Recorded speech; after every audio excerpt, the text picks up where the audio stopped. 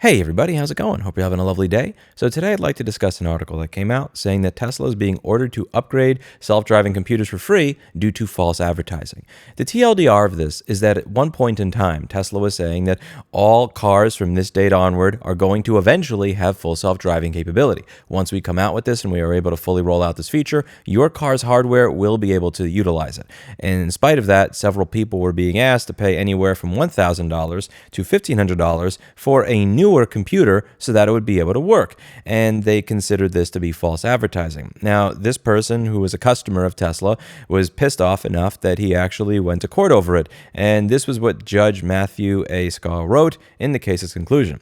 Furthermore, plaintiff purchased the second Tesla Model 3 relying on advertisement from the company that all Tesla 3 models come with the necessary hardware for self-driving. Defendant learned, in fact, installing the self-driving function would cost $1,106 and further hardware upgrades in violation of Tesla's false advertising. The stinging part there is that he just pulled no punches, he did no standing, he just called it what it was, which is false advertising.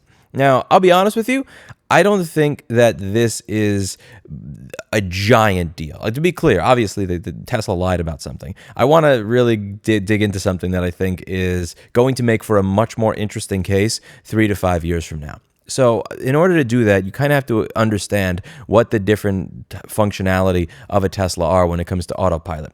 So if you buy a Tesla, a stock, cheapest Tesla with no add-ons, you still get something called traffic-aware cruise control, which is when you hit the gear stalk down once, and it's like cruise control, except it will stop, slow down, and speed up depending on the car in front of you or whether there is a car in front of you. And then there is auto steer, which is when you pull the gear stalk down 2 times. That will keep you in your lane so that you don't depart your lane. So when you combine traffic-aware cruise control and auto steer, you get what is essentially autopilot. When you click the thing down 2 times, the car stays in its lane, it stops when the car in front of you stops, it speeds up when the car in front of you speeds up. That you get for free. For all intents and purposes, these features actually do function. I have crapped on Tesla on this channel, and honestly, let's face it, almost every car manufacturer at some point, to a great degree, but I must say that autopilot actually does work very, very well. You can use that feature to travel thousands of miles with very few, sometimes no errors where you have to take over because it did something stupid. It's pretty damn good for its time. Now, after that, you have full self-driving, which used to cost anywhere from like $8,000 to $10,000 over the past few years. Full self-driving gives you a number of different features. Ignore the price segmentation over here because I'm talking about what used to be, not what is right now. So what full self-driving would give you are a number of different things. You would get navigate on autopilot. Navigate on autopilot is a feature where when you are on the highway, it will automatically take certain exits depending on where you are navigating to. So if you're navigating to a restaurant that is right off exit 248 on I-35, it will actually change lanes for you and then get off at exit 248. And then at that point, you'll have to continue driving on your own. It comes with auto lane change where the car will be able to change lanes in order to better navigate the highway, better, be able to pass people if you put it on a passing mode, and be able to take exits. So, again, you're going to have to make lane changes to exit. It will do that rather than just stay in its lane. And you can also hit the turn signal and it will make the lane change for you. You get auto park, which is where it will do parallel parking for you. You get summon, where it will try to find you in a parking lot. Auto park works good enough. The auto lane change does actually function. Navigate on autopilot most of the time does work. Then you have the other features, which is where it does auto steer on city streets. This is where you can be driving not on a highway, but you could be driving in Manhattan, Brooklyn, Austin, Round Rock, and the car will actually navigate to an address for you. So normal autopilot is where the car is going to stay in its lane. It will, move forward when it has to move forward, but it's not really navigating you anywhere. And even navigate on autopilot, all that is going to do is just take an exit on a highway.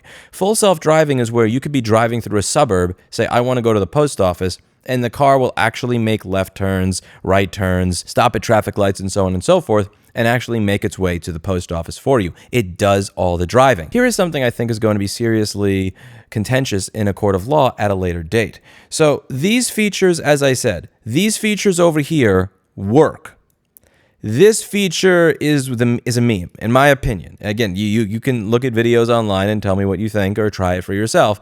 The full auto steer on city streets, actually trusting the car to make left turns, right turns, go into the proper lane to make a left turn instead of going into the oncoming traffic and stuff like that. In my opinion, It's a complete meme.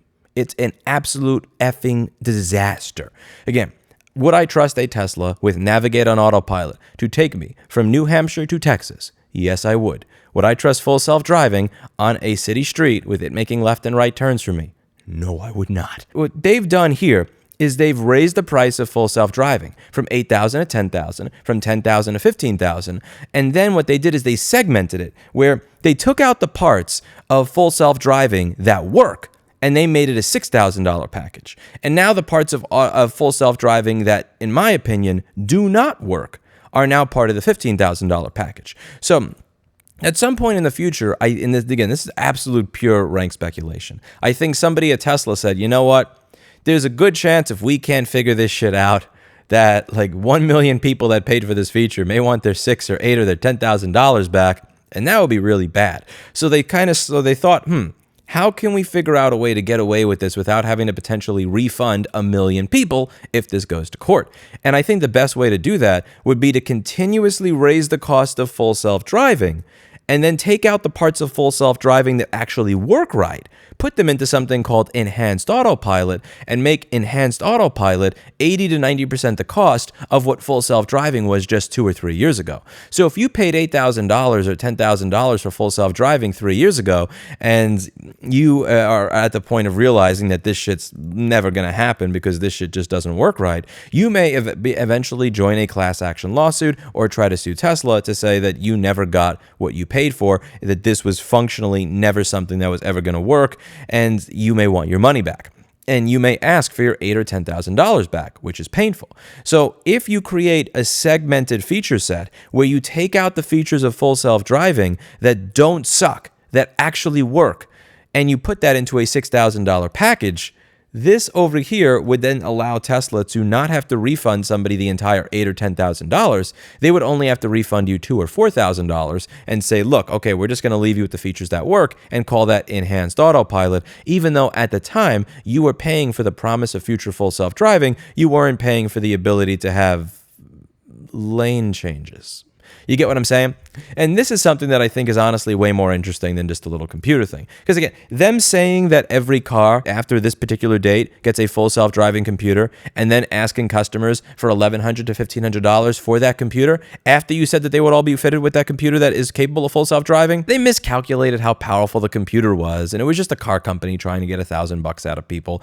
And again, it's not right. It's false advertising, but there's nothing that I think is genuinely insidious and horrible about it. Again, is it illegal? Yes. Am I glad that a judge made them pay? Yes. But the real interesting thing here when it comes to full self-driving and false advertising, the real interesting case to be made into the future, in my opinion, is what they're doing here with splitting out full self-driving into the elements of it that work and charging $6,000 for those, and then massively hiking the price on the part that doesn't work in order to create a false sense of value around these features. Because again, full self-driving, the promise of full self-driving used to cost in the range of $6,000 to $10,000. Now, they've raised the price of full self-driving so much that it looks like, okay, well, for a little bit more than 1/3 of that, you get the lane changes and navigate on autopilot and auto park.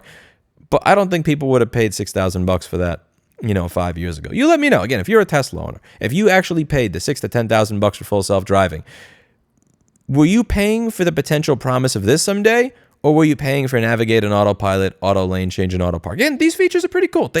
I will say it. As much as I have crapped on Elon Musk, some of the stupid shit with Twitter and that on this channel, this shit actually works. I would genuinely trust this for a New Hampshire to Texas road trip. This I would not trust to get me down the block.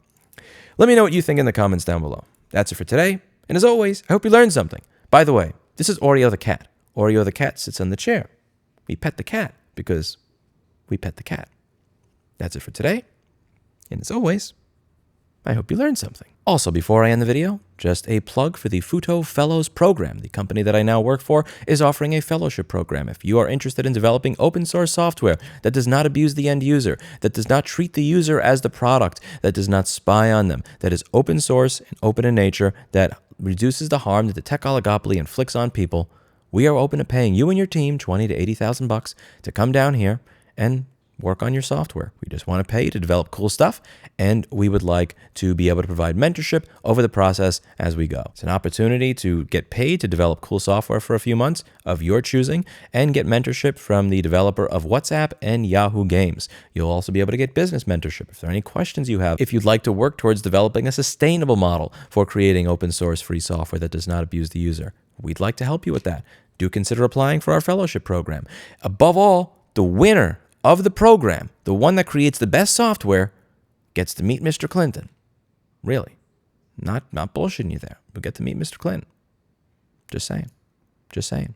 Grantapps.futo.org. I will include a link in the description down below. Answer the questions that you see on this page. You must answer the questions on this page to be considered, and we will be getting back to you all shortly. That's it for today. And as always, hope you learned something. See you all in the next video.